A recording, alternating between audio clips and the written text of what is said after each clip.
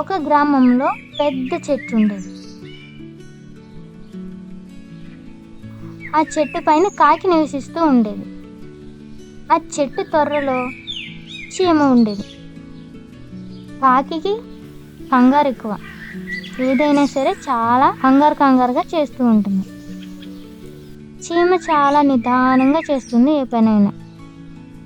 ఉదయాన్నే లేచిన వెంటనే వాటి పనుల్లో చాలా హడావుడిగా ఉండేది.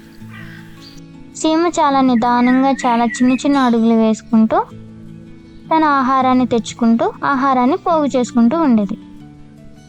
కాకి మాత్రం అటు ఇటు తిరుగుతూ ఎంజాయ్ చేస్తూ ఉండేది. ఏదైనా ఒక తోటలోకి వెళ్ళటం, అక్కడ ఆహారాన్ని తిన్నంత తినటం, మిగిలింది పాడు చేస్తూ ఉండేది. రైతు చూస్తే ఆ రైతుని అటు ఇటు పరుగులు పెట్టిస్తూ ఉండేది. ఒకరోజు చీమకి ఎక్కువ మొత్తంలో ఆహారం కనిపిస్తుంది. ఆ ఆహారాన్ని చాలా కష్టంతో తీసుకువెళ్తూ ఉంటుంది. ఇంతలో కాకి వస్తుంది.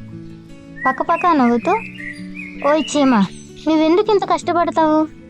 నాకులా నువ్వు కూడా నీకెంత కావాలో అంత తిని ఉండొచ్చు కదా, ఎందుకు నీకింత ఆశ అని అడుగుతుంది. చీమ ఎటువంటి సమాధానం ఇవ్వకుండా నెమ్మదిగా వెళ్ళిపోతుంది. ఒకరోజు చాలా పెద్ద తుఫాన్ వస్తుంది. ఈ వర్షానికి కాకి గూడు పడిపోతుంది. తను తినటానికి ఆహారం ఉండదు.